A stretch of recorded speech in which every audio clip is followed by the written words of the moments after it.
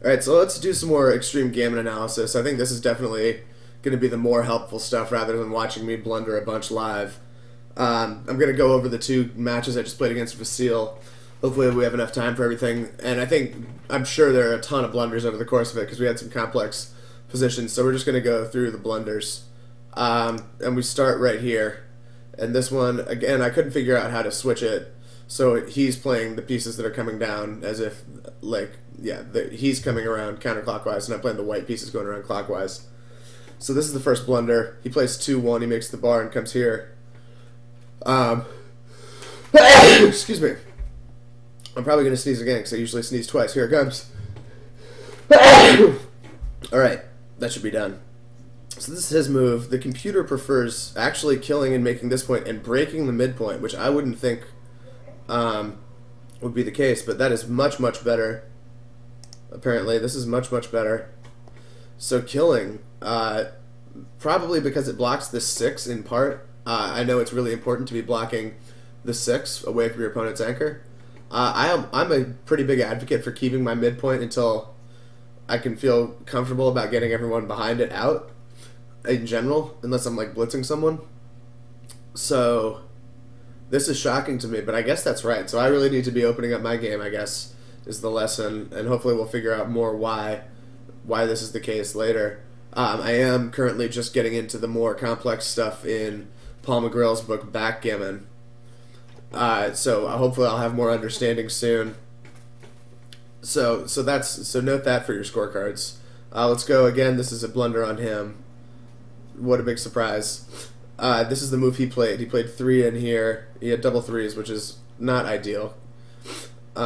A lot of different ideas. So let's just get to, this was the 5th best move, and in fact there are 4 moves that are better, that are winning moves, and this is a losing move. So Uncle Goat could not find it, and it's looking like everything but the best move involves putting these here. So this is not the right idea. The best move is this, although marginally best is this, which is bringing these out here and these down here from the bar and midpoint respectively, which I think does make some sense. You've already got this anchor. This effectively serves as like a new midpoint for you. And if anything, it's even better than the actual midpoint because you have direct shots onto it with a 5 from your anchor rather than having to roll a 7. So this is okay, and I guess you do just still leave this shot because you're gonna have to. It's gonna be uncomfortable either way because you're not looking to be playing this up here, and he does have this blot down here. So I think this is a fine shot to be leaving. So this does make some sense, I think. On to the next one. This is once again, it's 3 turns for Vasile, 3 blunders. Not to rub it in. This is what he played. I guess yes to rub it in. This is what he played.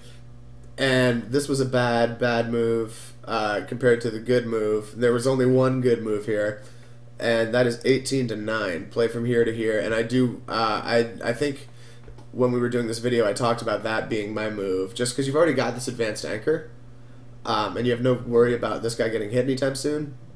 You've still got this advanced anchor. You've still got the midpoint. This guy's just hanging loose, but there aren't a lot of really bad outcomes, and usually he's going to be able to run around to freedom. So that makes sense. Let's keep it moving. Here's one on me. 4 deuce to play, and I remember this one and not loving this move. And it turns out this move is very bad, like very, very bad, compared to the good move, which is just make your 4-point, idiot. And it does make some sense, especially with how this game played out, where I was never able to fill in my 5 and 4-point, which meant my home board was never that threatening. And this gives me a lot more possibilities to have threatening home boards down the line, so that definitely makes sense. This one is also on me. This is a 6-1. I have to come in on the 1, and then I played the 6 from there to there. It's just 6 out, which I thought was basically just wasting a turn because I'm probably going to get hit again.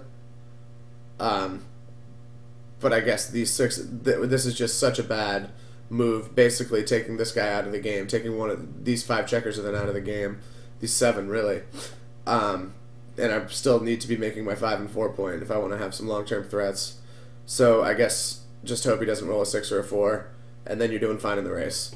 So there you have it. This is a cube error. he doubled. Oh, I remember this, and this was he in his commentary video that he did, which you should check out on this game, on this match, which was only one game. Commented on it that he didn't expect me to take it, and I commented in my video that I was going to take it and then would have to take it. This is a tremendously bad take. As you can see, a double pass only loses me 1 point. A double take wins him over two and a half, or a quarter, 25%, I should say, more points. So 1.25 points is his new expectation, as opposed to just 1 point if I pass. So there you have it. But then he rolls a very bad roll, and I roll the nuts, and that's basically it for the rest of this game. And that one took a while. So let me pause this and then pull up the next one. Okay, so we've got the second game up now. And it just analyzed it, so we'll go through it. And I actually can't believe this, but he got expert and I got advanced. I thought we were going to be blundering all over the place. I'm sure there's still a ton. Although I'm guessing there are a lot more that were just close rather than outright blunders. Let me get this out of here. So let's go through them. The first thing is, I obviously, after I rolled the double sixes on the opening, this was an ambitious cube to say the least, and I recognized that pretty quickly. The next one is 3-1. This is apparently a blunder. Making the 6 prime is a blunder. Wow. So that's, you learn something new every day. This is on me. I guess it's just because I'm going to break once I make that move. Whereas if I come out here, and then probably the one is, this is the move.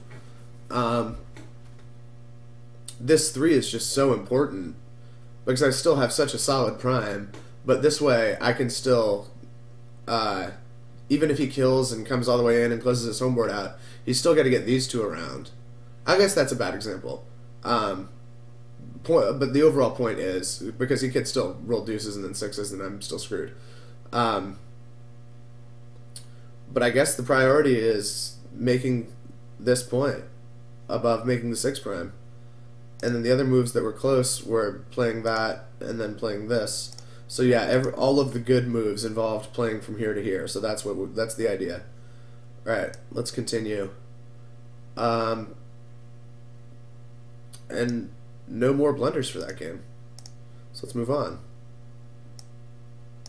Here we go. This one is on Uncle Goat. This is, so right now, I'm up to, let me make sure. Did I win the first game? Yeah, I did win the first game. I'm up 2-0 right now, so this is the Crawford game. And so here we go. 4-3. Okay, so I remember talking about this roll. This was just a brutal, brutal roll. And he played kill and then to safety. The better idea, actually by a huge, huge, huge margin. Oh no, just kidding. Not by a huge margin. But yeah, I mean, by enough of them, by like a 25 plus 25 versus plus 35. So 100-point difference is this. And this was my move. This is the move I recommended in the video. Cover there and then play 4 down there. Just for lack of anything really better to do. So I get, yeah, that's better. His move was once again this. So yeah, this is more the idea. This is, you're gonna have a lot of things, tons of flexibility going ahead. Yeah, so there you go. The rest of these were just a ton of really close decisions. So let's move on to the last game, because I think this one took a long time, right? Oh, I guess we only have 2 more blunders to go over. So we'll take a look. So okay, this is the first interesting one. Let's see what, I played a terrible, terrible move.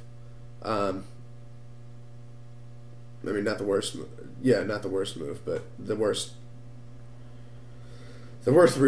reasonable move that someone could decide upon. So let's see. The best move is that, to make the 4 point. So these are second priority. In fact, no, because in these 2 moves that are numbers 2 and 3, they're pretty close. Not that close, I guess, but they're part of the second. Oh, okay. Okay. So in general, advancing the anchor there is not where you want to be. You want to be working on your own side of the board. So I knew Yeah. Okay. So that's interesting to note. I wish I had more to add. I guess it's probably because he still has two back. Granted, I mean, obviously still has two back. It's the fucking second roll. Ah! I swore again. Sorry, guys. Yeah. So that, I mean, I don't think there isn't a huge difference, as you can see.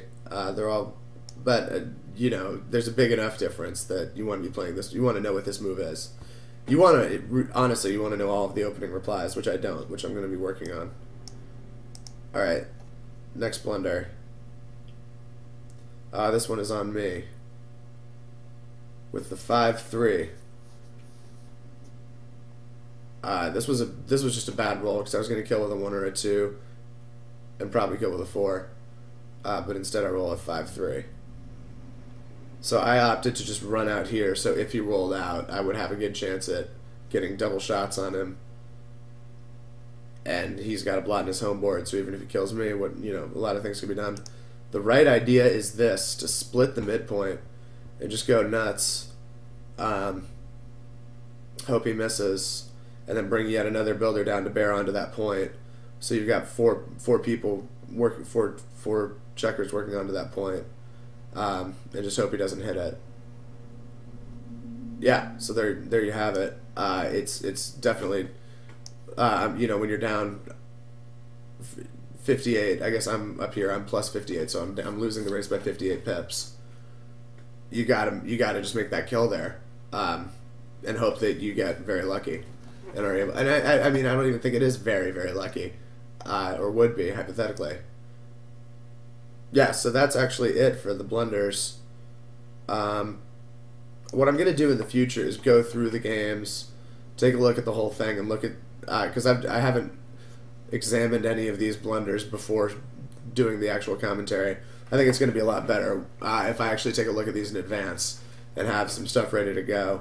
And then I can also examine the close decisions that we've been skipping over, where if we have extra time, we have some other interesting stuff that we actually got right. So, yeah. Thanks for checking it out, and I'll hopefully have some more videos going up today. I just finished The Shield yesterday and began the show Justified, and The Shield was incredible. So check that show out if you haven't. That was one of my favorite shows I've ever seen. Justified, the first episode, was really strong. I'm excited to watch episode 2. Alright, there you have it. We will be back later today, I suppose. Alright, see you later.